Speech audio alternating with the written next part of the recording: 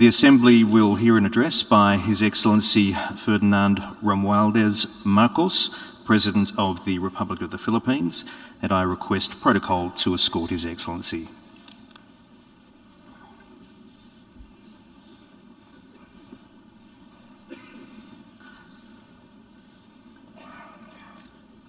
On behalf of the General Assembly, I have the honour to welcome His Excellency Ferdinand Romualdez Marcos, President of the Republic of the Philippines, and to invite him to address the Assembly. Mr. President, Excellencies, I am Ferdinand Marcos, and I am the President of the Republic of the Philippines. I stand today on behalf of 110 million Filipinos. At this time of crisis and opportunity, I bring with me the spirit of their enduring commitment to the ideals of our United Nations. This commitment is reflected in our solid contributions to the cause of peace and of justice. By shepherding the Manila Declaration of 1982, we helped affirm that differences should only be resolved through peaceful means. By reinforcing the predictability and stability of international law, particularly the 1982 United Nations Convention on the Law of the Sea, we provided an example of how states should resolve their differences through reason and through right. These two contributions provide useful guidance for our time, for amidst challenging global tides, an important ballast stabilizes our common vessel. That is, our open, inclusive, and rules-based international order that is governed by international law and informed by the principles of equity and of justice. As I have underscored, the Philippines shall continue to be a friend to all and an enemy of none. This world order traces its roots to 77 years ago. Your first Asian predecessor, Mr. President, General Carlos P. Romulo, called on our leaders then to make this floor our last battlefield, to determine in this hall whether humanity is to survive or be wiped out in another Holocaust. Our peoples chose survival. They chose cooperation. They chose peace. And by doing so, they made history. Today, history once again calls to us to make these choices.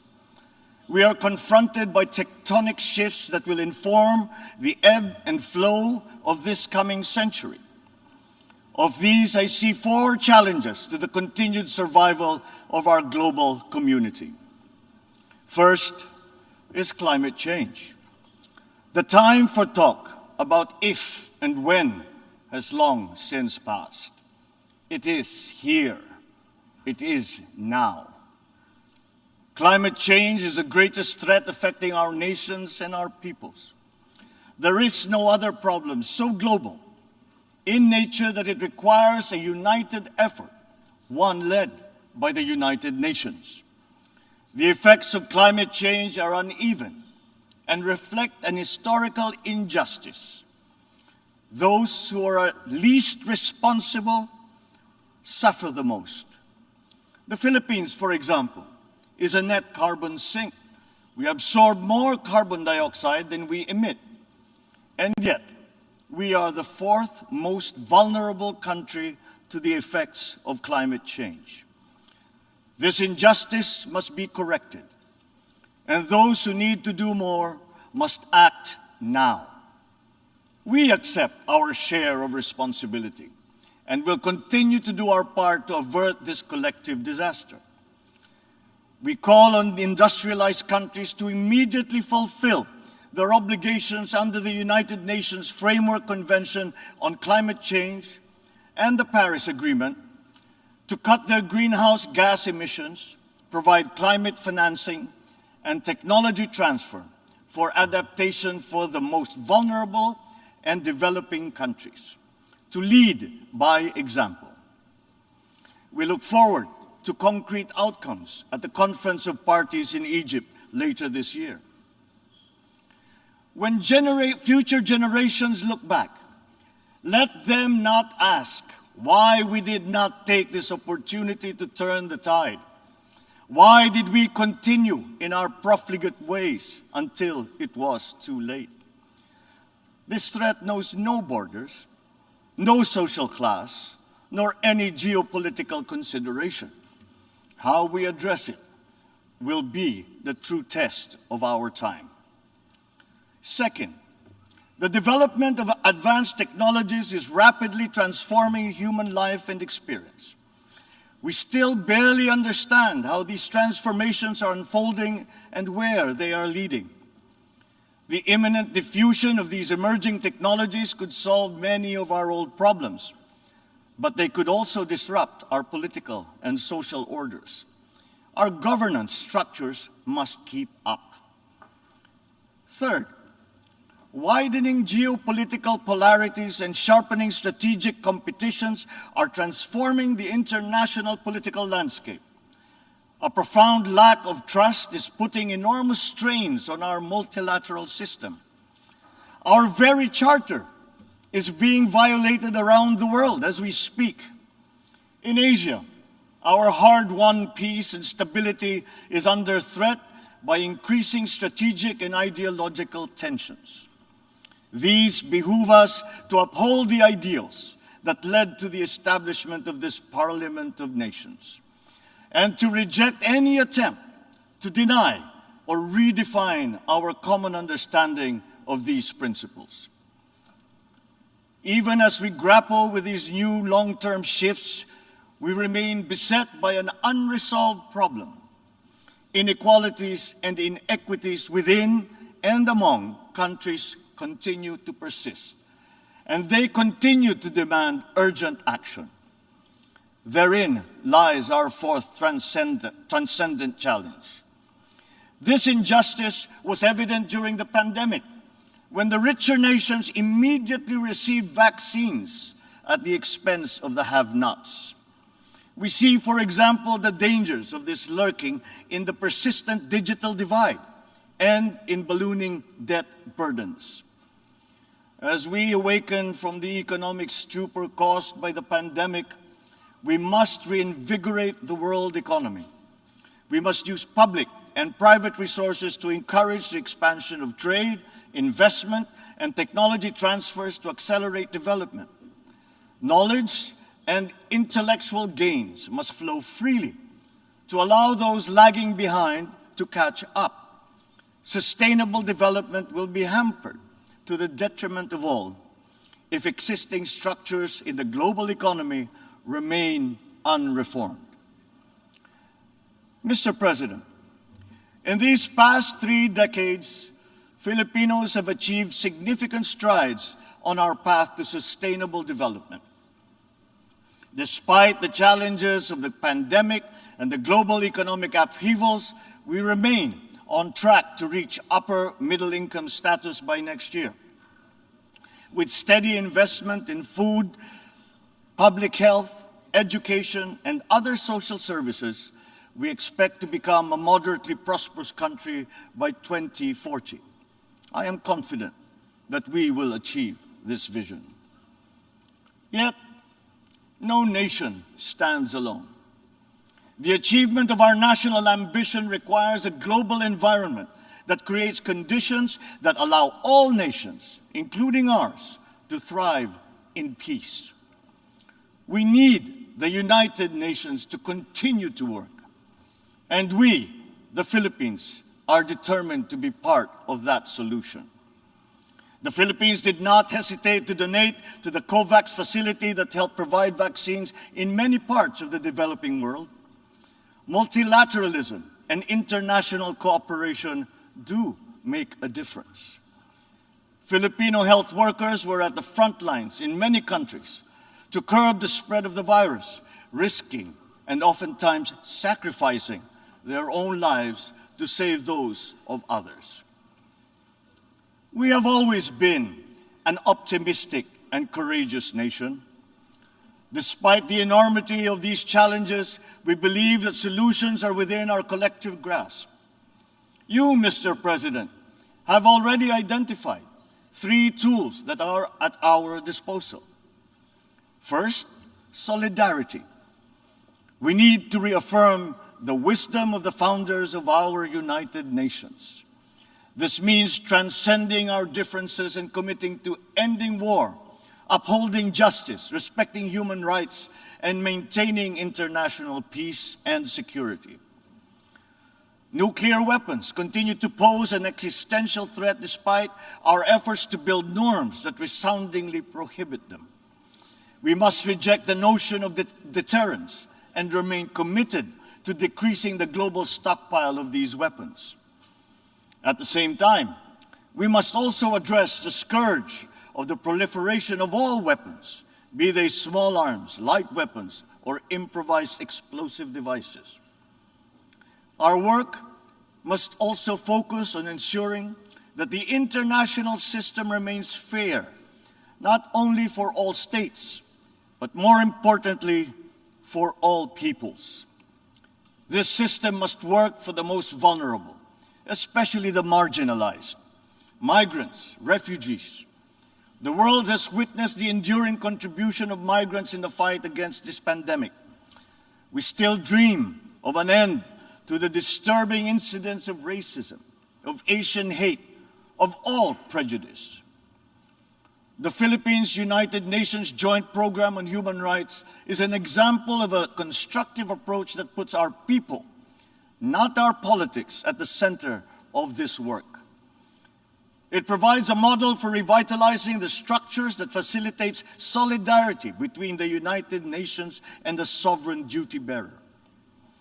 Our continued solidarity will also benefit from a reformed and more inclusive Security Council and an empowered General Assembly that can hold the Council to account.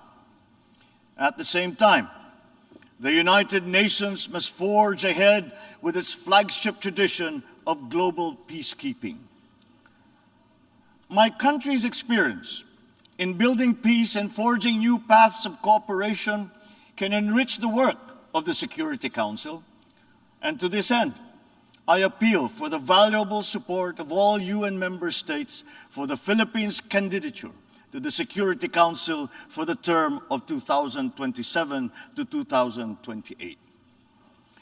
Our success in the Bangsamoro Autonomous Region of Muslim Mindanao in the south of the Philippines is a centerpiece of these efforts.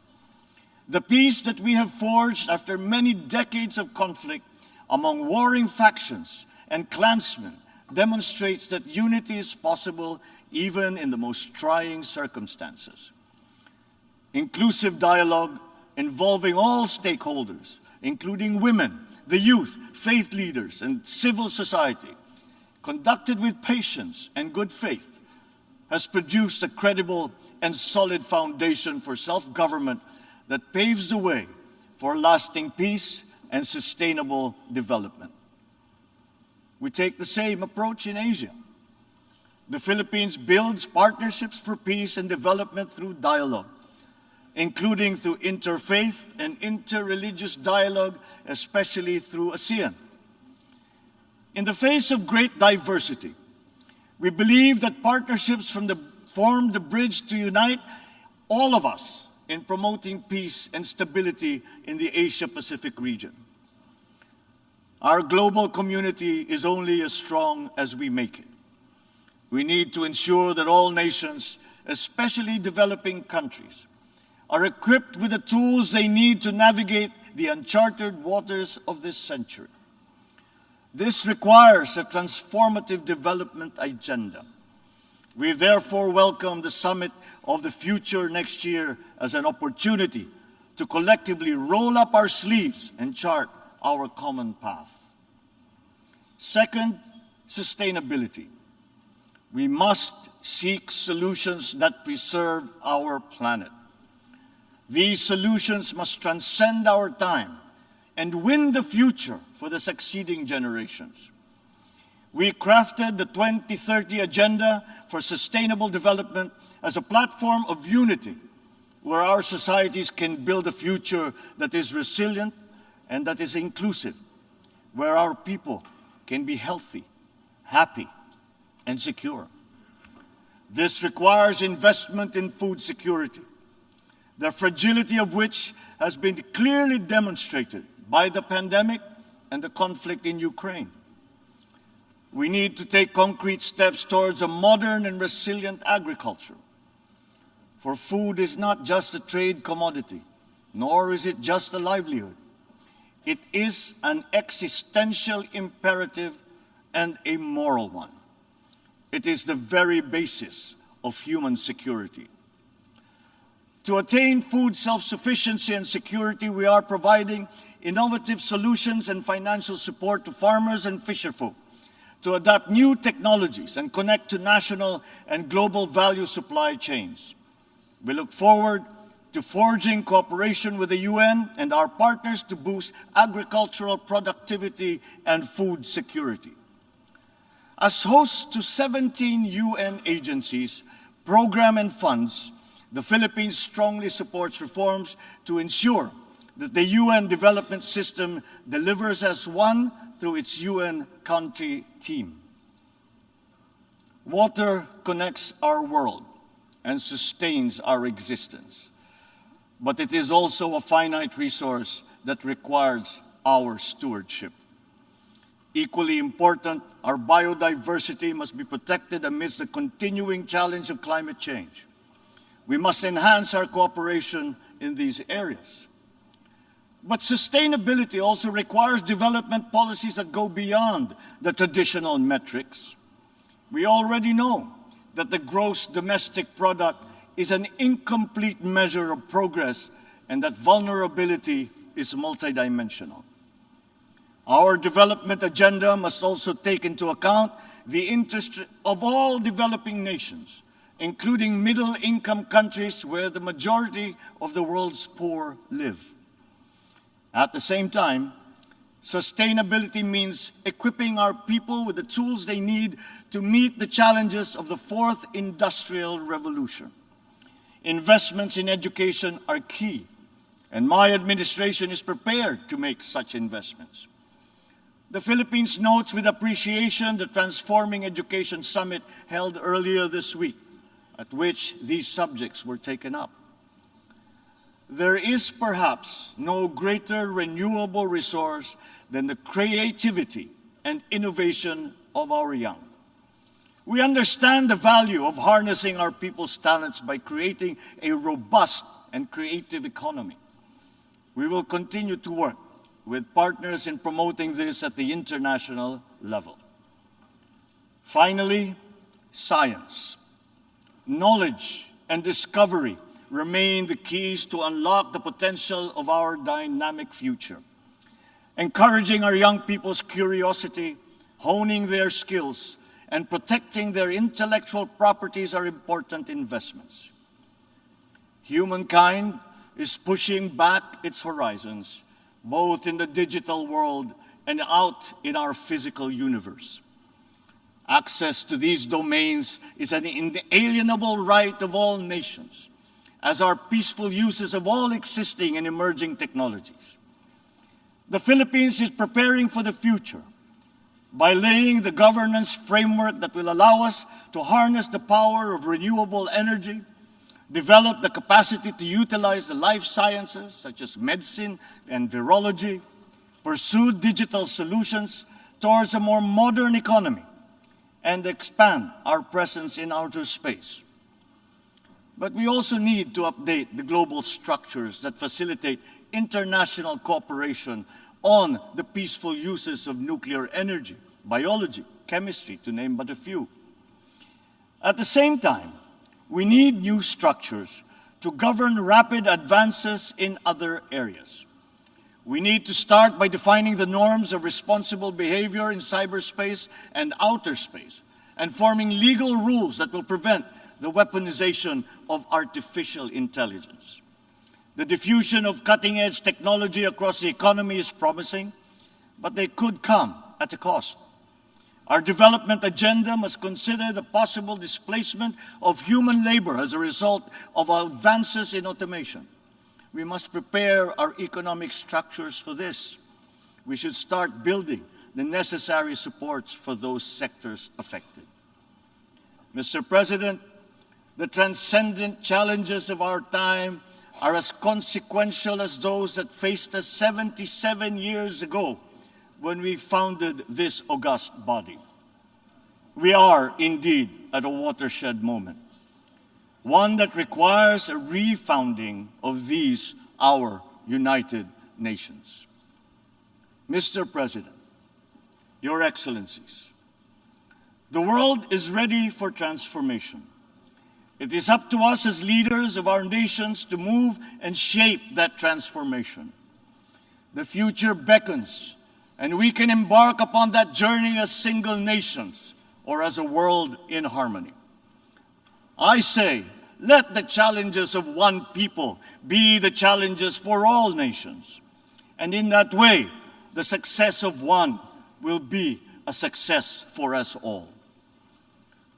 The peoples of the world look to their leaders, to us, to make into reality these aspirations for our future. We must not fail them. And if we stand together, we will not fail them. If we stand together, we can only succeed. Let us dream, let us work for those successes for all our nations united. Thank you and good day. On behalf of the Assembly, I wish to thank the President of the Republic of the Philippines for the statement just made and request protocol to escort His Excellency.